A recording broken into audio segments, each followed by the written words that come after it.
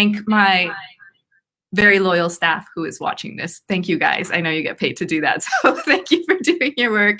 Eric, Brandy, Frank, Camille. But I want to welcome Mary Catherine Uribe, who's with us, Reina Rivera, who I think is a first-time watcher. Hope you learned something and enjoy this. And Cristina Giovanna Olivares, thanks for joining us. And Jordan Alonso, who apparently no longer lives in District 7, but is always welcome to join us on Facebook. We're going to have hopefully a very enlightening discussion on the movement that we're seeing here in San Antonio and really around the world. And we have two wonderful guests with us today, homegrown heroes. And we'll be talking about that. If you want to invite your friends to join the conversation, go ahead and click that, that little share arrow.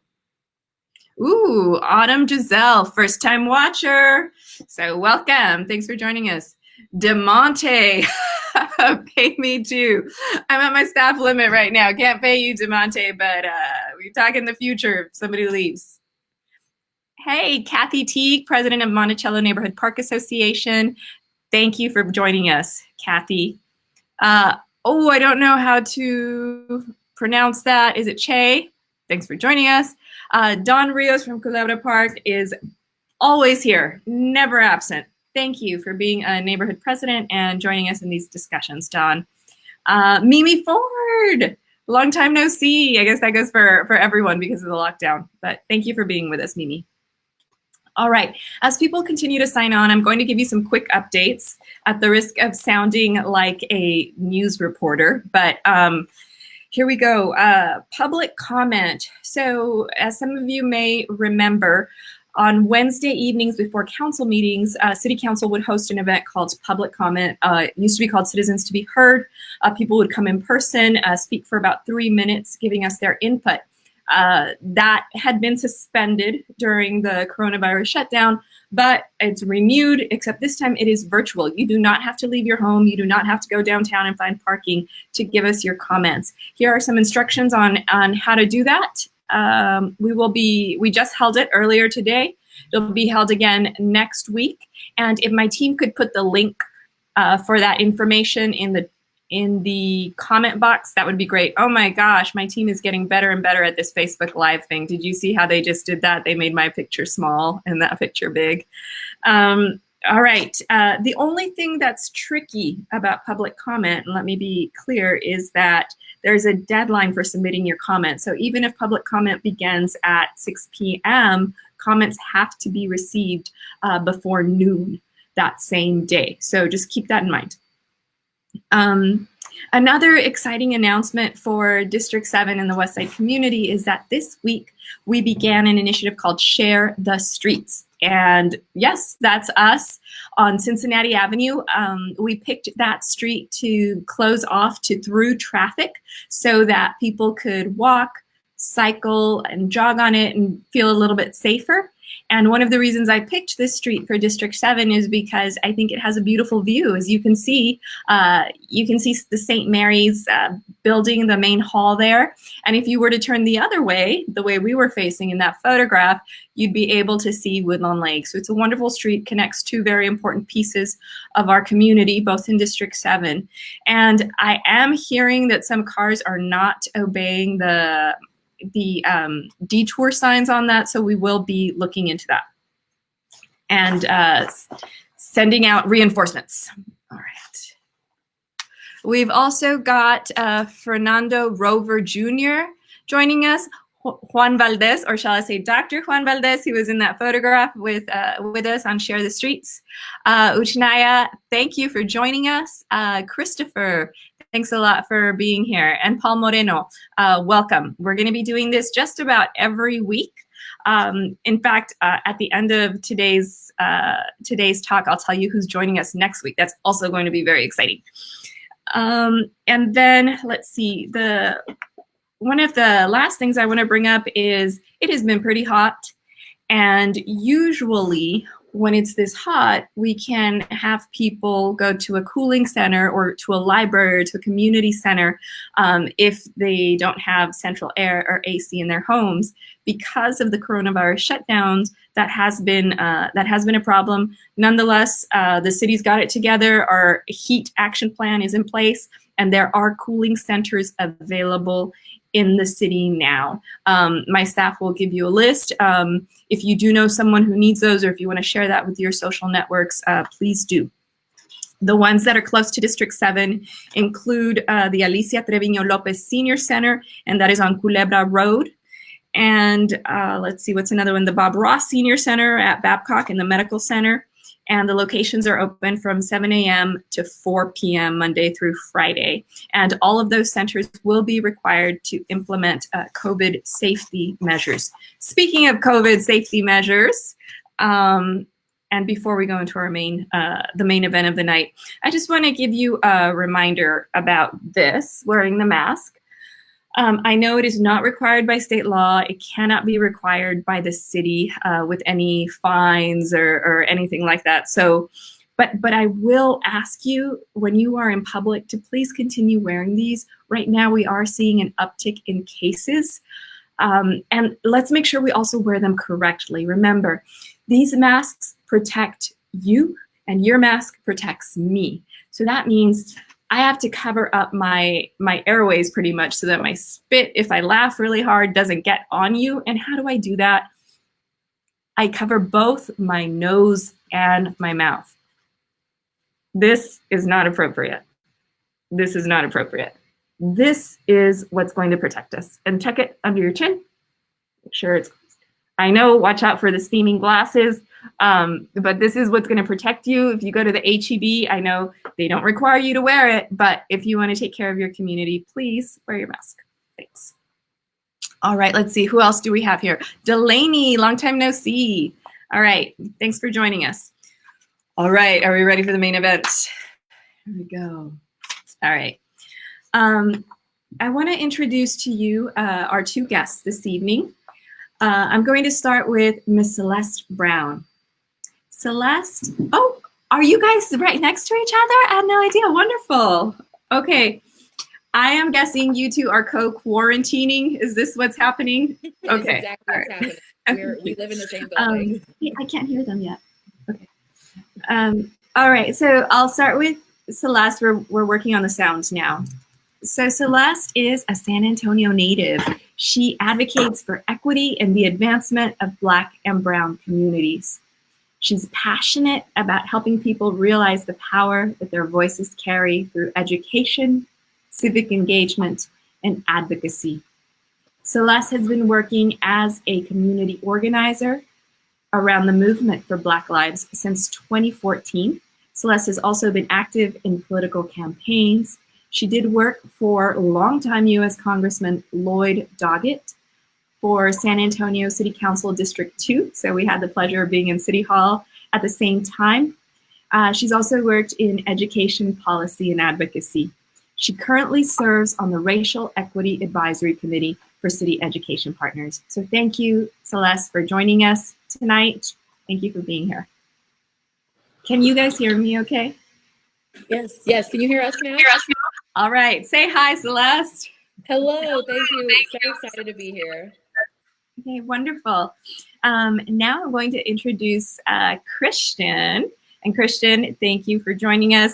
I met Christian through her advocacy for public transit. I remember seeing her in a video. I was very impressed at her dedication to public transit, which for me is a huge driver of equity in our community. Without it, people cannot get to opportunity. So Ms. Christian Reed-Ogba is a native of Detroit, Michigan. She's been a resident and friend of San Antonio for 10 years. And we're so happy to have you here with us.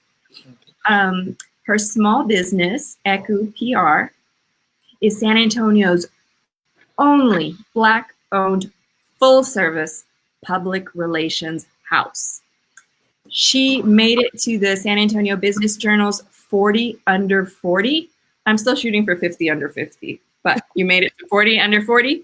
but she is actually most recognized for her ability to speak up for her community. Christian and her husband, Edunaya, who is watching us on Facebook, by the way, have been active community hosts for over 10 years. Christian, thank you and welcome. Thank you so much for having me. Okay. All right. Oh, someone is giving you a shout out for the Motor City. And Gabriel Gonzalez is saying, we love Celeste. Oh, Megan Buxton loves you too. She put in some 3 hearts. And okay, the love keeps coming on the comments. So, but let's. What I'd like to do is move into a few questions that I have for you. You can answer the question, but if there are other things that you think are important to share with our audience, by all means, please share them with us. That is why you're here. We want to hear from you. You're at the forefront of this movement, and there is a lot we have to learn. And then we will take some questions as they come in the comment box. My team will be handing those over to me. So let's start with you, Christian. Can you tell us about the work you're doing to bring groups together on racial equity and social justice? Well, yes. And this is something that is brand new for me. I'm actually being mentored by one of the best in the game right now. At first, my goal was to, of course, bring some awareness to Black-owned businesses, but within my expertise of community building and conversationing, I recognized that there was a little bit more that I could do in terms of really engaging with the community leaders, the group leaders, the newer group leaders, and helping them to find their leadership plan as well as their work plan. So I've worked in economic development here in San Antonio for about 3 years now. And it's been such an enlightening experience to watch how campaigns grow and how they are launched and how they get community involvement. And my goal is to just pass that knowledge to the different newer grassroots leaders. So I've been in meetings with Miss Camilla Factory, and then I've met with the young ambitious activists and just provide that training and provide that knowledge building. And I find that it's a little bit more gratifying than just what I initially planned on doing was putting up posters, I guess, in the front of my business that just read Black Lives Matter. And now I can really help us to gain the understanding that's been passed down to me as to how to take the protest and the campaign to the next level. Wonderful.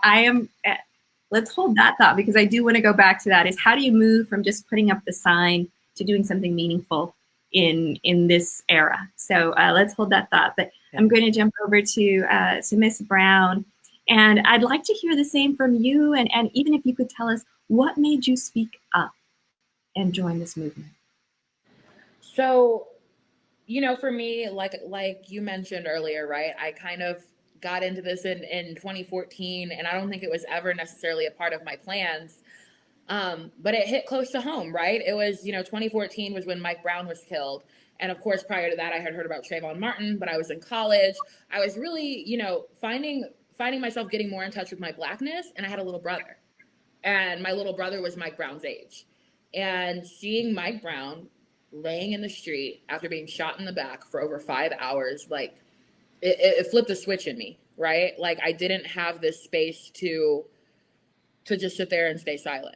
It wasn't possible. And, I didn't know what community organizing was. I didn't know that was something people do for a living, right? I had no sort of knowledge about what was happening. I just knew I was angry and I needed to speak up about it. And I mean, look what it is now, right? I've stumbled into a career in policy, and, it's become so much more, but that's what really triggered it for me, right? Because in everyone, right, and George Floyd and Mike Brown and Breonna Taylor and Sandra Bland, I see myself, I see my brother, I see my father, I see my friends. So it wasn't optional for me, right? Like, when something speaks within you and says that you need to speak up, you rise up, and that's what happened. I feel that. Uh-oh.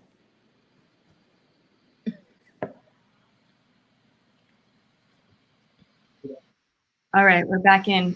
Thank you for your patience. We are experimenting with a new, very fancy system. Um, I think that is really telling and really moving, the experience that you've shared with us and how you were moved by what you saw. Um, what I what I'd also, I think, could be helpful for me and anybody who's watching is, we see people protesting in the streets for 10 days in a row now, which I don't think has ever happened in San Antonio before. Um, and we hear people make calls for, new policies, it can't wait, defund the police. You hear all these things.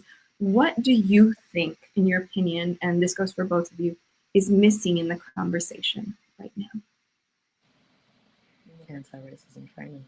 Anti-racism training and the ability to invite people to look objectively at this issue. My office is right in the middle of the initial protest a Saturday ago. And so when the peaceful protest went by, or not went by, but it's right in the smack dab middle between the Alamo and the Travis Park area. And all I could see, and I tweeted about it, was two traumatized people coming together, and there was going to be chaos. Like, that was what it was going to be. And I feel that right now, as we push for these new changes and these policies, we need to make sure we create some type of therapy, some type of shared effort to show that we have a trauma based off of a system that wasn't built for anybody that's right now. And then to create band-aids over that system. Right. Will be just that, a band-aid. It won't be anything that can create long-lasting care and compassion. So in my opinion, I'm shooting for anti-racism training, consulting, and things that can really shine a light on issues within the system that creates discrimination, that cultivates changes in how people benefit versus how people are benefited by the community or the system. Yeah, and to Christian's point, I think, right, what one of my favorite quotes is that it is not enough to not be racist, but you must be anti-racist. And there's an extreme amount of self-work that has to be done, regardless of your background, even for Black folks, right, with internalized racism that we deal with, to break that down. And so a book I recommend on that too, in the meantime, is How to Be an Anti-Racist by Dr. Ibram Kendi.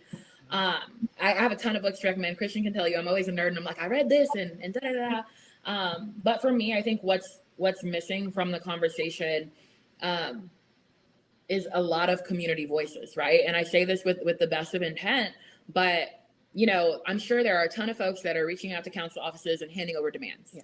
And they're handing over these demands that maybe they thought of, or maybe they're not familiar with what's been talked about before, but this work has been going on for a extremely long time before either of us, any of us on this call, were alive. And the conversation has shifted, right? And now we're in this space with momentum where there's room to ask for what would have been considered radical in the past. But I think what's missing is a sense of community, because there can be 10 organizations that are handing in demands that haven't communicated with each other. Mm-hmm.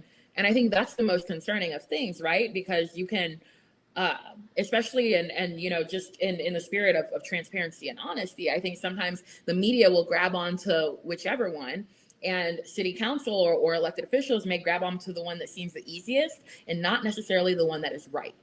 And I think what's right must require community buy-in and must look at the system in its whole, right? Because as Christian said, the system was not created for us. People say the system was broken, but it was built this way by design.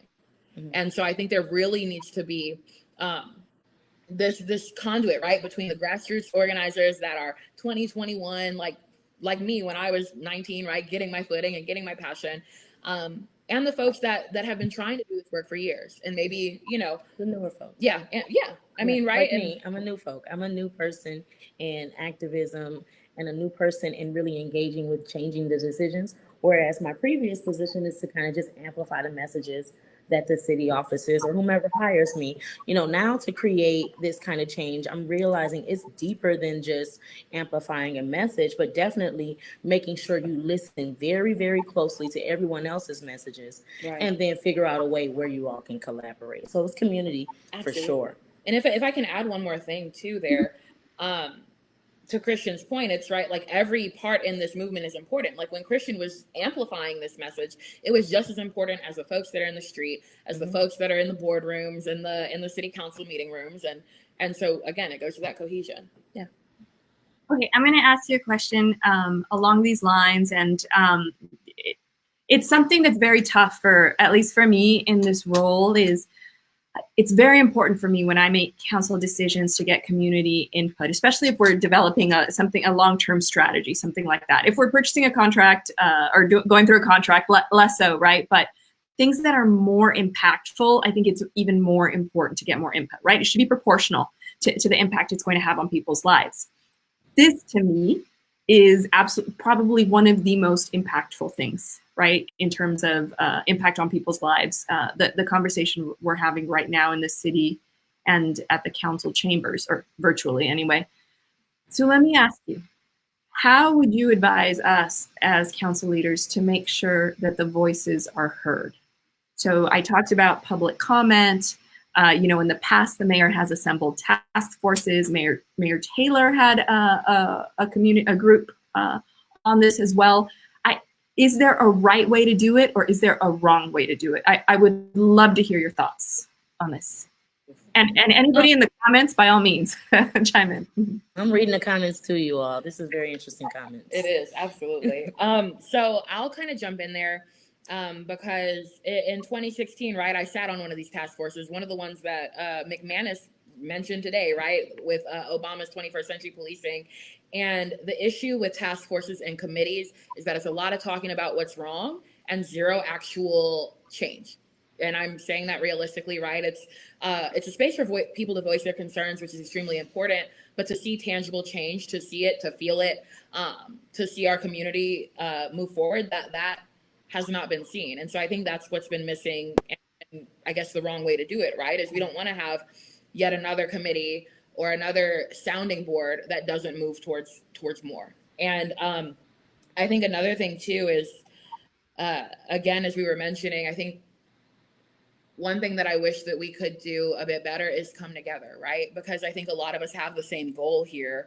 And some of us may be in different spaces in our journey towards social justice, right? And some of us may just be stepping foot into acknowledging like racist systems, while others are working towards abolition, right? Like you have a variety of folks. And I think not all of the folks from all of those spaces are present in these conversations towards change. Yeah. And there has to definitely be some method of data-driven activism that can be moved forward within our city offices, but at the same time collaborate with the economic development of the city, right? So really involve itself in how corporate decisions are made and how hiring is done there, at the same time how education is driven forward and the requirements for that. So getting the buy-in from the community, and San Antonio is actually really, really good at this, as going so far as to schedule events in different portions of the city to determine where art is going and to determine how transit is moving. San Antonio really loves to get involved in community conversations. And I think that it's a city that is ready for a conversation about race and a conversation about equity, and how both of those topics can really engage with all of our systems, not just public safety and policing.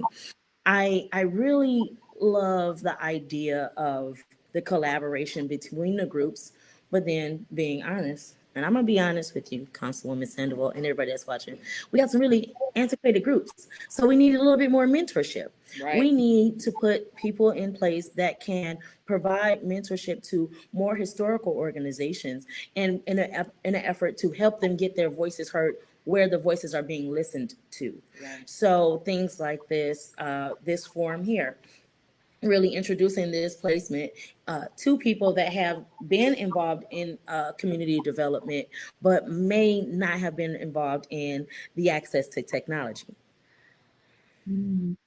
Okay, you guys are saying so much great stuff, and I keep writing down my follow-up questions, and I know we're going to run out of time. So I'll start with first one comment. You're getting a lot of feedback on the data driven comment, so I think that's it's hitting a chord with someone. So I am going to share with our audience, in case you don't know, the City of San Antonio has an Office of Equity, albeit a very small office, but we have one.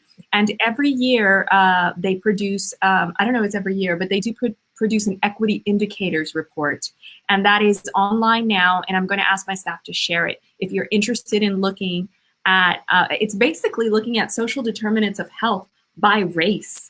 And I'm not sure if it looks at geography, but things like, income levels, premature births or low birth weights, maternal mortality, that kind of stuff. And how does that vary by race? I want to go back to what you said about the voices coming together and being in coordination with one another. Again, what would you tell me? Is it really the city's job to bring them together? I think that's one ability that we have, is to convene, right? Like, I'm convening this conversation. Or whose role is that, in your opinion? Whose role is it to bring people together? Our area leaders have, when you become a leader in your community, that is the number one role you have. If we do not have leaders that inform people how to get together, lead the example of how to get together, host events to get together, then they aren't a leader. If they're creating divisiveness, is that the right word? Yeah. Yes. Okay, I said it right. It's been trembling on all these words today. If we create this way to separate, then again, that's not a leader. We have so many organizations and so many resources in San Antonio, but to actually consider that there are folks that can't access them, it comes down to leadership. And I think it's time for an evolution of a new round of leaders that can kind of lead the leaders, and really re-engage them with what's the new method and new protocols to creating change. Because again, the systems that we are working with have never had a full flush. They've never had a full, sectional overhaul that can create a little bit of a different trajectory for themselves. And yeah, leadership is important for that. Yeah, that's a great comment. We are getting some questions in, and some of them are for me, but I'd like for us to focus on the ones that are for our guests. So as my staff is filling those out, I do want to ask, here's one. Miss Delaney Tholen asks us, is there any advice for communicating with our family and friends that are less receptive to book recommendations or reminders to vote? I'll take this one, and just bear with me, because I think this is important to address, but a lot of people are uncomfortable addressing it. I don't necessarily think that it is the job of Black organizers and Black community leaders to do the educating for non-Black people, right? I think these are dinner table conversations that are the responsibility of the person whose family is not receptive to have, right? Like at Thanksgiving, when you hear that racist comment or that sexist comment or what have you, check it, right? You have to be willing to get uncomfortable and to lean into that discomfort and have these conversations within your family. And if they may not be necessarily willing to take book recommendations, just have that conversation continuously, because that's how we change things, right? Like dinner table conversations are crucial. And to our community specifically, right? Like Sunday dinners, things like that, we talk about the full gamut of things. And I think it's important to allow yourself to be uncomfortable, because if you're not uncomfortable, growth is not happening. Right. This is going to be a painful process for the entire country. And the most that we can do is kind of placate it so you can feel comfortable by having these conversations with your family at first. But just imagine C-suite executives now going in and having to get training and really itemizing the way in which they involve themselves, right? Because systemic racism does affect businesses. It affects professionals. It affects everyone, not just again, policy, and not just policing and not just public safety. We have to now consider that to push through to get a better solution for inequity, it will be a process that will squeeze us, right, both on both sides, whether you are again benefiting or benefiting by the system. So absolutely. So let's talk about What's the movement really about? And what do those of us who are not African American, what do you think our role is? I went to the march on the first day when you guys were there, and I was I thought it was beautiful to see so many people of across the rainbow, right? Were there, and I also thought it was really sad that we've been in lockdown for months, and yes, Greg Abbott said we could all leave our houses pretty much, but it wasn't until this happened that people left their houses en masse, right? This is what it took to pull people out of the COVID shutdown. And I think that's just, to me, it's a magic moment in history. So we're at Travis Park. We see all the different colors of people there. People like me, people like my staff, people like my friends, they want to support this movement. What's the best way we can do that? Without, like someone put in the comments, centering it about me or making it about myself. That's not what I'm here to do. So tell us, how can we best help? So I'll start by saying, it is important to center and amplify the voices of Black folks in this space, right? Because I think a lot of times everyone wants to jump in and get involved, but if your conversations around what moving forward looks like do not include the impacted community, that's kind of like problem number one, right? And then I think outside of that, there needs to be regard for the fact that community organizing is labor, and it is intense labor. And I just saw a tweet today that said that there are Black people that are doing so much legwork and so much additionally, in addition to their regular lives, right, trying to survive in the midst of a global pandemic. Mm-hmm. And so try to support that, right? Like we had folks donating waters, things like that. That helps because this is labor. I guarantee you, we would have much rather been chilling at our houses. I have asthma. I'm not trying to be out of the house, but when it's our lives on the line, we don't have that option. And so it's centering our voices, also doing the hard work within your own families to educate, call in, doing the unlearning within yourself. Because again, I saw Shay left a comment that said, just because you've been taught something doesn't mean that it's equitable. And so doing the self work takes a long time. Mm-hmm. And then also support and whether financially or otherwise, the folks that are doing this work. Exactly. It took a lot for us to get out of the house after COVID. I mean, not even after COVID, during COVID. And we all saw the number climb up to 100,000. And we all watched after that number, and it kept going, and it's still going. But then this one man's death really got to take everyone out of their element. And before this, everyone was focused on self-care and relaxing. And it was very a personal experience being in quarantine, even though you're literally watching the world turn over on itself.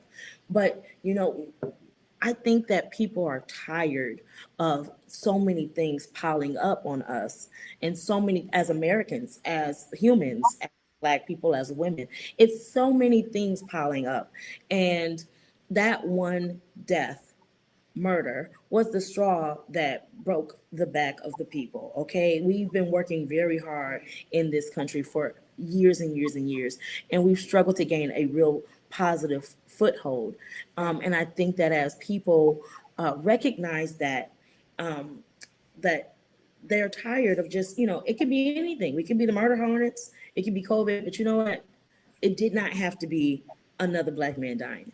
Right. It did not have to be that. It doesn't have to be natural for a Black man to be killed, murdered by the police live on Facebook or on YouTube, and then reposted and reshared. So what I'm saying is, in this effort, as we have experienced this, I do believe that there is a world of love for Black people. It's literally shown in all of the protests we see around the globe. And we feel that love, and we feel those donations of food and "Are you okay?" text, and "We can hear you" text, and "I see you" text. What I want to get familiar with is people sharing the stories that they hear. Right. Not necessarily appropriating those stories, but I shared a couple of stories on my experience, and I know a lot of my network then fell into that, and not necessarily as a trend, but to explain to folks that haven't quite yet got it that this is an everyday experience for us. This type of fear is an everyday experience. The fear of racism and how it jumps into your face is an everyday experience.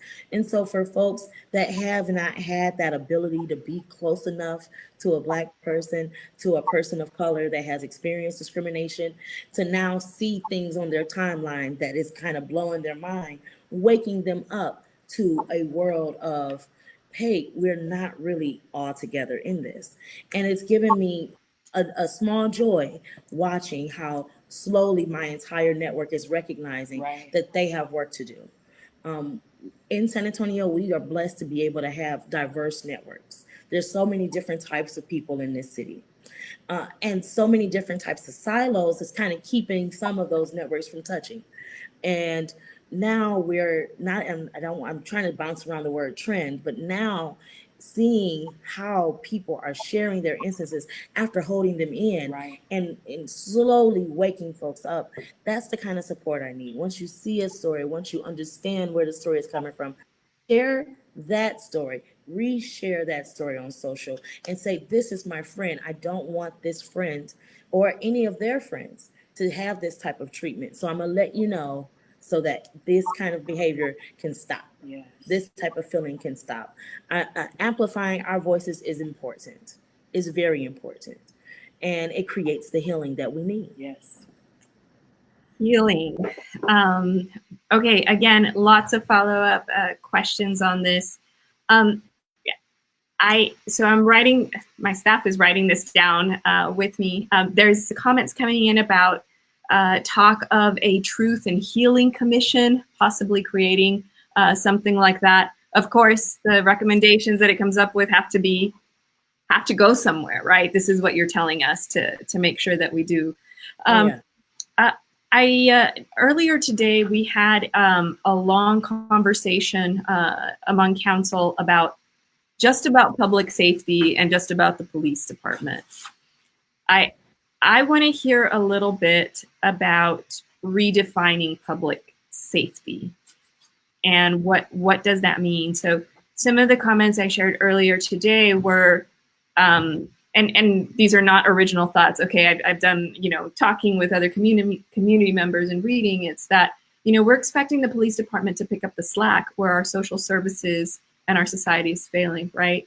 Or our health systems are failing. So what does that look like, in your opinion, if this is one of your priorities? What does that look like? What does a real public safety system look like? Mm-hmm. Oh, this is such a big conversation in the time that we are in right now. Such a charged environment. People want to be safe, and that has to be respected. That has to be respected because it's written into our Constitution that people deserve to be safe. Just this past week, we hosted a Black Joy pop-up block party in front of my office. And in terms of safety, one of my neighbors decided to call armed militiamen to provide safety. And they showed up with ample ammo and ample camo, and it was a disturbing scene for sure. We have children and Black people and mixture audience, but I toned in on the children and the Black men. And then directly across the street we had armed militiamen, and they were not part of the police. But in her effort to secure, and how I had to understand it later on, was in her effort to secure her business after seeing such violence and things about in the last 8 or 9 days, she did the most desperate thing that she could think of to do. And my job wasn't to necessarily judge her, but my job was to watch how this, I literally watched the defund police conversation and then this action go hand in hand. Safety is our right, all of our rights. Discomfort is something that goes along with safety. Policing, ample policing. So that conversation on how to reimagine public safety, I have to always consider comfortability and really making sure that your safety doesn't make me feel unsafe. and then finding the equity between there. Celeste has a lot to lend on it, but in my opinion, it's always about figuring out what is that equal medium between I don't trust the police, I don't trust militiamen, but I still want to be safe. And I think the fact that like we're kind of in different spaces on this shows the beauty of community togetherness, because like I said, we're all in different spaces of where we're thinking things are. And in my opinion, I don't think that I ever feel safe, right? Like realistically, and even still with my privilege of being lighter complected for being a Black person. And in some spaces I am seen as more Latina than I would be seen as Black, like in recognizing that privilege, I think that it is really difficult to say, right, that we're prioritizing the safety of our citizens when in comparison to the public safety budget, which I do think needs to be called police and fire. It needs to be clear because the community isn't always clear and they may think it includes things that it does not. In comparison to that, we have like health and human services funded at dismal levels. And so my personal take on this is that safety has to be like holistic, right? Like we can't just look at policing. Policing is the tip of the iceberg of a bunch of like systemic problems that have existed for years and years, right? For my great grandparents down to us now. And so I think we do need to have this conversation about reimagining what public safety means for those that have never felt safe, right? I definitely was terrified when the militiamen arrived, right? Because we were here at our Black Joy Black Block Party. But I'm also scared for my little brother, right? Every time he leaves his house in Chicago, and I'm not afraid of the citizens of Chicago, right? Like my issue's bigger than that, you know? And hopefully he won't get upset at me for telling this story, but I don't know if when COVID was first getting started, there was this like image that was like, tip your mask so we know you're not a threat. And my brother had just gotten dental surgery, went into a community-owned pharmacy. He wouldn't tell me the name because he knew that I would, you know, went into a community-owned pharmacy and was told to remove his mask because he's a 6'3" Black man, well, brown man, but Black man that was just there to pick up his prescription. And that's my little brother, right? To them, they see this big, scary, burly guy, and that's my little brother. And so you're right. I think I just saw too, Yaneli made a comment that said, your safety cannot make me unsafe. Right. And that's real, right? Because to these folks, they think they're doing the best they can with where their knowledge is at, right? And this is where we align, is like that lady at the shop that wanted to call these folks thought she was unsafe, right? But her safety then made us feel unsafe. And similarly, right, to this person in the store that wanted my brother to tip his mask, which is ridiculous. And he's a respiratory therapist, so he definitely had a good talking to her about how like troublesome it is to touch your mask. But yeah, I think we do need to have that conversation because we still have streets in our neighborhood that have been messed up for years. And even with the equity budget, it's still going to take years for us to ever get on par to some of these other districts in the city, right? And when I was in District 2, I saw that. We had folks with wheelchairs that couldn't even go down to the bus stop. Sidewalk. Right, because there were no sidewalks. That's a safety issue. That's a safety issue. Public health issue also. Exactly. And so I think that there's, you know, I think at the end of the day, it's like we're on the same page in the same book, maybe just on different paragraphs.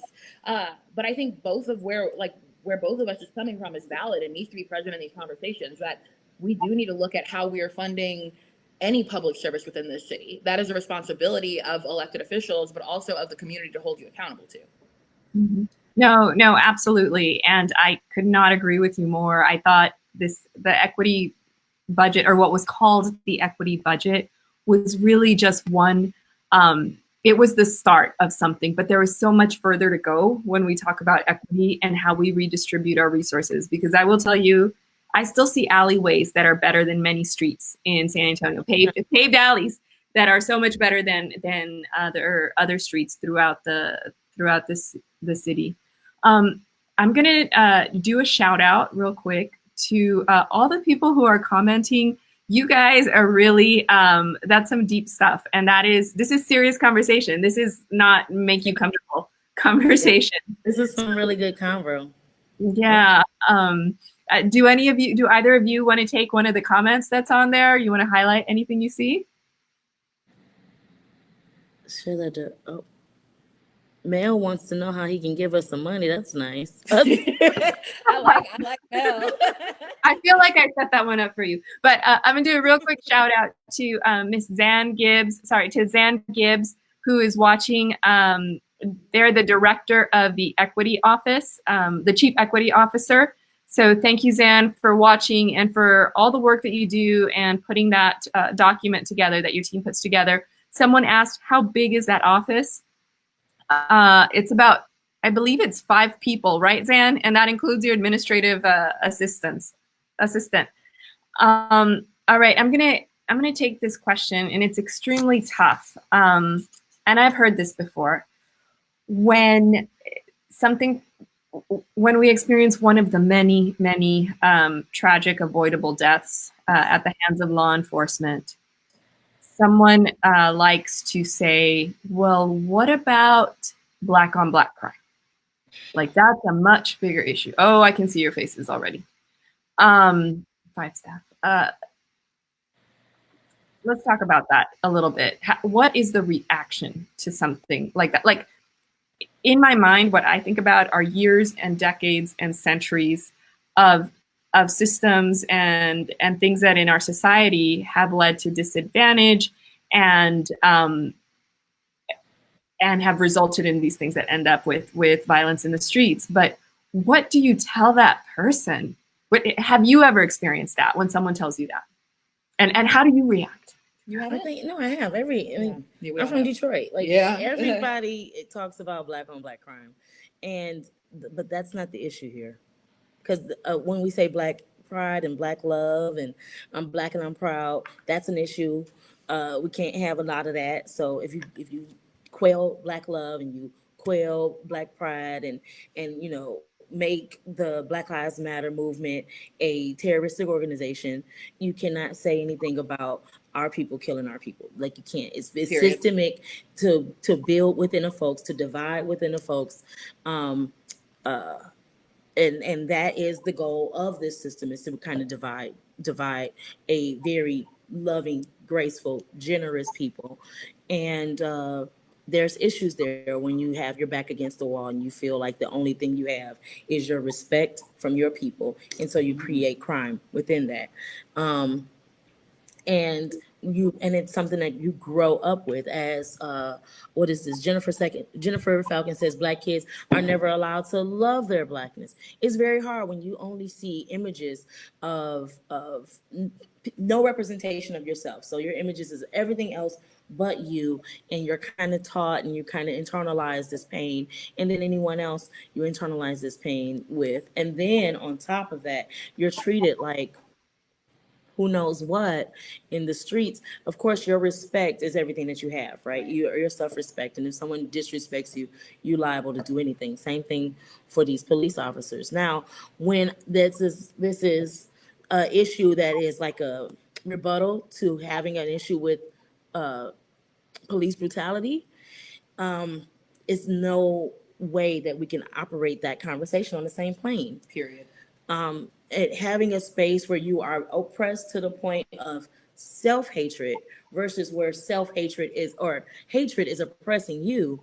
I mean, again, you cannot operate those conversations on the same plane. I don't even entertain. No, I'll tell you, I heard that from law enforcement. And I just, I mean, where do we even begin? Like, one of the toughest things to me is, how do you eliminate racism when the fact is race doesn't exist, right? Race is biologically, it's not real. It's something that, I'm sorry, what's that? It's a social construct.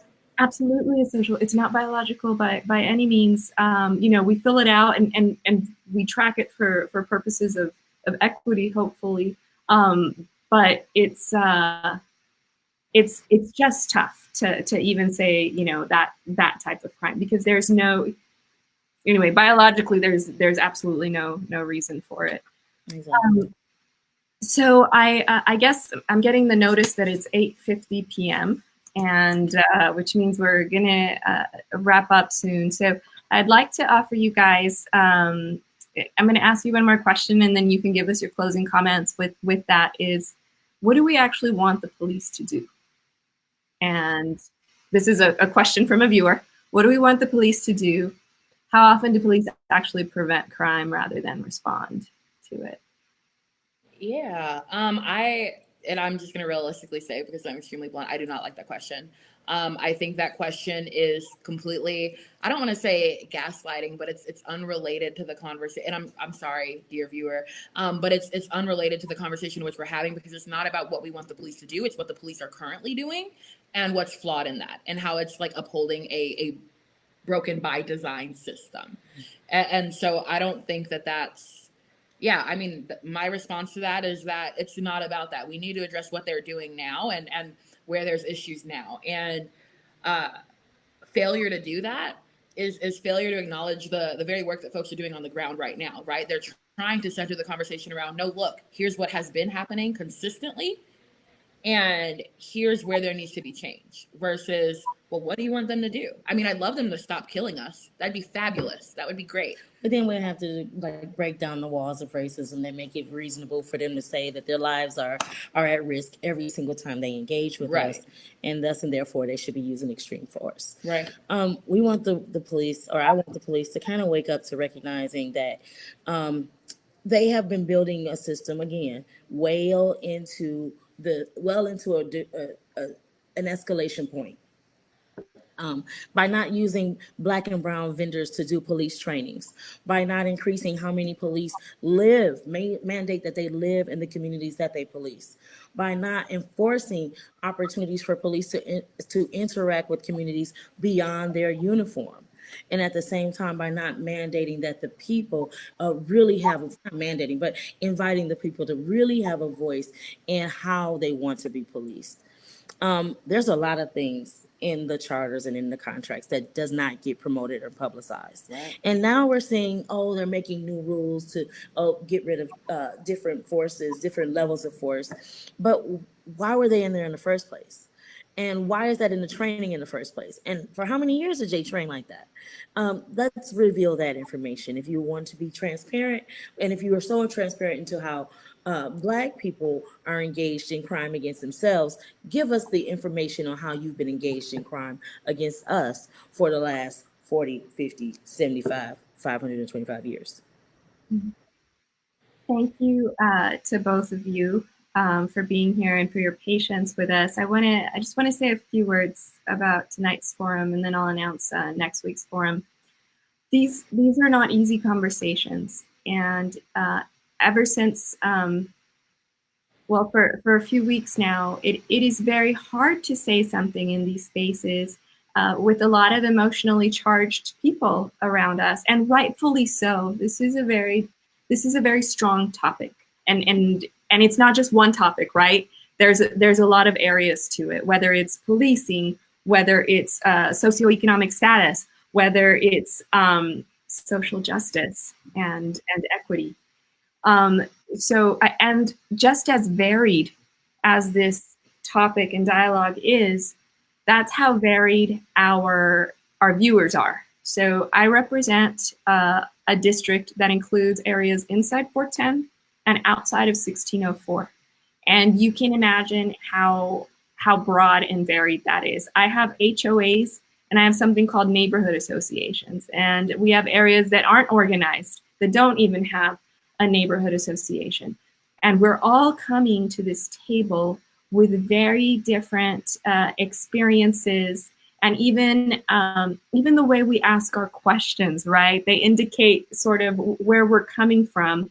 And having you take those questions and rephrase them is helpful, because some people have come to this conversation and they have a burning question that to other people may have seemed entirely inappropriate or wrong to bring up, but that is, they can't focus on what you're saying, right? Until you get that other question out of their head.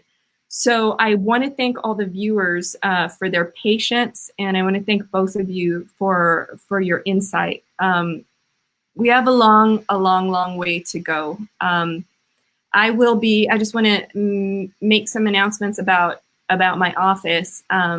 One of the commenters in the feed had said, every city council person should take implicit bias training or anti-racism training. So we are. In fact, it won't just be me, it'll be all of my staff. We're planning that right now. And the other thing I wanted to bring up is, wait, was that my announcement? Sorry, my team is here. That we're getting anti-racism training. You can feel free, if I'm not your council person and you'd like your council person to do something like that, feel free to contact them. Another thing is we are having a big discussion about, I'm sorry. Yes. We are having a big discussion, like we did earlier today, about policing and what reforms can come in. But very soon we will have a conversation about the budget as well, about next year's budget. And you have to remember, we're in a phase of, oh my gosh, we're recovering from this economic disaster that was the coronavirus. How do we prioritize as we go forward? We're almost going to be in an era of austerity, right? Because our normal revenue sources are down. So I think the real question is, how do we keep these priorities alive as we move forward and not just shun them to the side and say, oh, we can't afford to do that right now? I think if anything, the movement has shown us that we can't afford not to do some of these things right now. So keep that stuff in your mind. We are going to be having a budget informational session for District 7 in not this Saturday, but next Saturday. So definitely that is an opportunity for you to share what you want to see, not just in the budget, but when you say public safety, what does that mean to you? We often hear, we've got these surveys that say, what do you prioritize? Public safety, animal care services, whatever, whatever, whatever. And really someone said, public safety, we should really be clear that that means police and fire. And I would say when people tell me that they want public safety, I think it means they don't want their house broken into, or they want to feel safe walking down the street. And those things aren't necessarily tied to a police presence. So tell us some of that stuff when we have the budget session. Focus back to equity and justice here. Next week at around the same time, I'm not sure if it's going to be at 7 or 8, our next guest on this will be Dean Michelle Williams. She is the Dean of the Harvard School of Public Health. I'm a huge fan of hers. She became the dean right after I left the school, shortly after I graduated. And after the death of the murder of Mr. Floyd, she sent all the alumni an email and saying, oh, I mentioned this on my Facebook Live last week, but I'm gonna say it again. I'm so excited about it. She said, she made a statement about it and said, let's face it, racism is a public health crisis. And I want to hear from her as an epidemiologist, as the dean of a leading school of public health. What is her perspective on that? What are her recommendations for us? I think it's going to be an awesome talk. So I know someone wrote in the comments, and I can't help but comment on the comments. Someone wrote in the comments that I was gaslighting you by saying that racism doesn't exist. What I'm saying is there is biologically no reason for that. There is more variety, more genetic variety between me and another Mexican American than between me and you, quite possibly, if we were to look at our DNA. But it is a reality in society, right?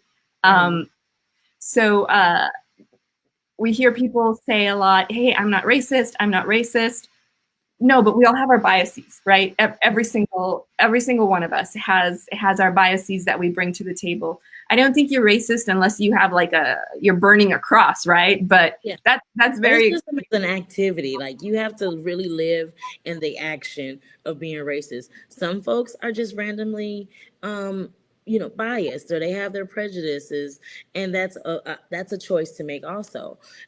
There's living within the system and completely being blind to it. We call that random ignorance. Those people that can't really jump into the understanding that they're creating environments that are not safe, or environments that are uncomfortable for others. And so the action of being racist, it couldn't be, it's not something that we really enjoy throwing that word around, because it can be, it can really jar some people, and we understand that. And I think that the newer the newer generations, the newer understanding is to really take into consideration what people's places are when they're making decisions to do what they do. Was it something that's taught, or was it something that was really, you really engaged in that kind of benefit or that kind of activity, and you did it purposefully, maliciously, but, or was it just something that you kind of learned through osmosis, and that's where we have to really draw a line. Like, it's not that you can be racist or not racist. It's important, like Celeste has informed me, to be anti-racist. Because, and to that point, I want to say that racism isn't necessarily burning crosses, right? You don't have to be a member of the KKK to have racist and biased tendencies. Mm-hmm. And I think it's important to acknowledge that sometimes racism shows up in the form of microaggressions, or very overt aggressions. Mm-hmm. And so I think it's important to, like Christian just said, right, to like make sure that we're reframing and looking at the root of this. Because it's not just burning crosses or wearing a KKK hood. Sometimes it is how certain districts are funded. Like the history of redlining in San Antonio and how we end up with unequal educational outcomes for reasons like that, and all those other systems that have led to the disparities that we have today. So we'll hear from Dean Michelle Williams next time, talk a little bit about, when people have died of COVID and we say, oh, underlying health conditions. And the truth is, it's very sad, but all of those underlying health conditions are really related to so many other things in our society and other disparities too. So we are seeing those disparities come through in the COVID-19 fatality numbers, unfortunately. So I want to thank everyone for joining us. Again, very difficult conversation. Hopefully not everybody is angry at me after this discussion, but tough conversation that we needed to have. So thank you very much for being here. I hope it is not the last time we talk. Thank you for having us. Yeah, not at all. Thank you. Good night. You too.